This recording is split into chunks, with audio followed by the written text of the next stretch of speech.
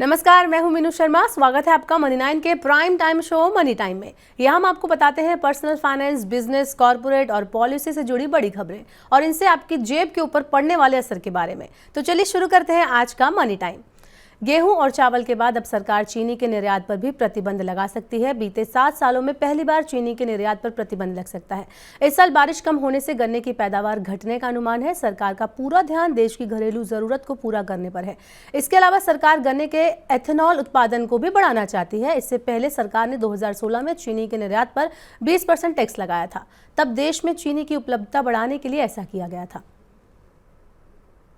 चालू वित्त वर्ष की अप्रैल-जून तिमाही में देश की जीडीपी वृद्धि दर रिजर्व बैंक के 8% के अनुमान से ज्यादा रहेगी। भारतीय स्टेट बैंक के अर्थशास्त्रियों ने अनुमान जताया है। उनका मानना है कि जीडीपी की वृद्धि दर 8.3% रह सकती है। दूसरी ओर रेटिंग एजेंसी इकरा का अनुमान है कि वृद्धि दर 8.5% से ज्यादा रहेगी। आरबीआई ने जीडीपी वृद्धि दर वित्त वर्ष 2023-24 में 6.5% और अप्रैल-जून तिमाही में 8% रहने का अनुमान जताया है। सोने चांदी में फिर एक बार तेजी लौट आई है। बुधवार को लगातार दूसरे दिन कीमती धातुओं में तेजी रही। सोना 90 रुपए और चांदी 800 रुपए और उछल गई। इससे पहले मंगलवार को सोने में 110 रुपए और चांदी की कीमत में 1000 रुपए की तेजी आई थी। बुधवार को दिल्ली सराफा बाजार में सोने का भाव 59,500 रुपए प्रति 10 ग्राम हो गया। वहीं चांदी एक बार फिर 75,300 रुपए प्रति किलोग्राम पर पहुंच गई। बाजार में जोखिम बढ़ने की आशंका देखते हुए निवेशकों से सुरक्षित निवेश के लिए सोने में खरीद बढ़ा दी गई है, इसलिए कीमतें बढ़ गई हैं। वहीं दूसरी ओर शेयर बाजार में लगातार तीसरे दिन तेजी दर्ज की गई। बीएसई सेंसेक्स 213 अंक उछलकर 65,433 के अंक पर बंद हुआ। वहीं एनएसई निफ्टी भी 47 अंक के लाभ के साथ 19,444 अंक पर बंद हुआ। बैंक शेयरों में खरीदारी बढ़ने और यूरोपीय शेयर बाजारों में शुरुआती बढ़त से घरेलू बाजार को समर्थन मिला। निवेशकों को केंद्रीय बैंक के प्रमुख के शुक्रवार को जैक्सन हॉल कार्यक्रम का इंतजार है। कार्यक्रम में होने वाली घोषणाओं से बाजार की दिशा तय होगी। रिलायंस इंडस्ट्रीज की खुदरा इकाई रिलायंस रिटेल वेंचर लिमिटेड में कतर का सरकारी निवेश फंड QIA 8,278 करोड़ रुपए का निवेश करेगा। इस निवेश से QIA को रिलायंस रिटेल में 0.99% इक्विटी हिस्सेदारी मिलेगी। रिलायंस रिटेल अपनी सहयोगी कंपनियों के जरिए भारत का सबसे बड़ा खुदरा कारोबार संचालित करती है। इससे देश भर में 18,500 से भी ज्यादा स्टोर हैं। रिलायंस के बाद अब बताते हैं आपको अदानी समूह से जुड़ी खबर। अदानी समूह का पहली तिमाही में कर पूर्व लाभ 42% बढ़कर 23,532 करोड़ रुपए रहा। समूह के हवाई अड्डे से लेकर बिजली और समुद्री बंदरगाह क्षेत्रों में इस दौरान उल्लेखनीय वृद्धि दर्ज की गई। समूह की 10 कंपनियां शेयर बाजारों में सूचीबद्ध हैं। करीब 42,115 करोड़ रुपए की नकदी को लेने के बाद इन कंपनियों पर शुद्ध रूप से कर्ज का बोझ 18,689 करोड़ रुपए है। हिंडनबर्ग रिसर्च की रिपोर्ट में समूह पर कई तरह की गड़बड़ियों के आरोप लगाए गए थे। इसके बाद समूह के बाजार मूल्यांकन में बड़ी गिरावट आई थी। ऐसे में अब समूह वापसी की रणनीति के तहत अपना परिचालन प्रदर्शन सुधारने पर ध्यान दे रहा है।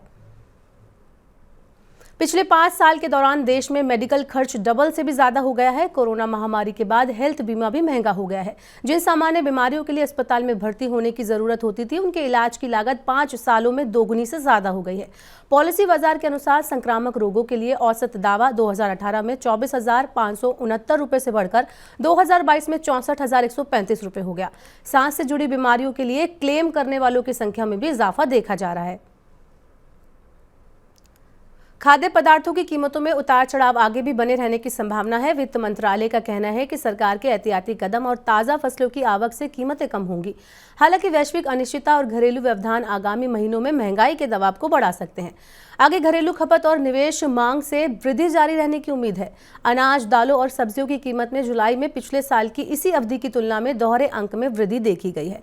घरेलू उत्पादन में कमी से भी महंगाई दर पर दबाव बढ़ रहा है। इस साल अप्रैल-अगस्त के दौरान भर्ती गतिविधियां बढ़ी हैं। रिटेल और टेलीकॉम सहित विभिन्न क्षेत्रों में इस साल भर्ती गतिविधियां सालाना आधार पर 23% बढ़ी हैं। त्योहारी मौसम को देखते हुए भी मांग में सुधार हुआ है। उत्पादन प्रशिक्षु, शाखा संबंध कार्यकारी, संग्रह अधिकारी, व्यवसाय विकास कार्यकारी, ब्रॉडबैंड बिक्री कार्यकारी, वेयरहाउस कर्मचारी और ग्राहक संबंध अधिकारी जैसी भूमिकाओं के लिए मांग बढ़ी है। नौकरियों के लिए खतरा नहीं है एआई। अंतर्राष्ट्रीय श्रम संगठन ने आर्टिफिशियल इंटेलिजेंस को फायदेमंद बताया है। संगठन का कहना है कि एआई नौकरियां खत्म करने के बजाय कुछ कामों में मदद कर सकता है। ऐसे में एआई की वजह से नौकरियों के खत्म होने के बजाय नौकरियों के बढ़ने की संभावना बढ़ जाएगी। नेस्कॉम ने भी कहा है कि जनरेटिव आर्टिफिशियल इंटेलिजेंस का देश में नौकरियों पर पड़ने वाला जो असर है वो अब तक साफ नहीं हुआ है। एआई नौकरियां कम करने के बजाय भूमिकाओं में बदलाव लाएगा। तो ये थी मनी टाइम में आज की बड़ी खबरें। अब वक्त हो गया आपसे विदा लेने का। अब आपसे होगी कल मुलाकात। पर्सनल फाइनेंस से जुड़ी खबरों को अगर आप पढ़ना चाहते हैं तो हमारी वेबसाइट पर लॉगिन करें, www.money9.com पर जाएं। यहाँ पर आप 7 भाषाओं में पर्सनल फाइनेंस से जुड़ी खबरों को पढ़ सकते हैं, जान सकते हैं, समझ सकते हैं। इसके अलावा खास कार्यक्रम अगर आप देखना चाहते हैं और मनी 9 के ऐप को आपने अब तक डाउनलोड नहीं किया है तो तुरंत डाउनलोड कर लें। आज का मनी टाइम आपको कैसा लगा हमें कमेंट बॉक्स में जरूर बताएं। साथ ही बने रहिए मनी 9 के साथ। नमस्कार, शुभ रात्रि।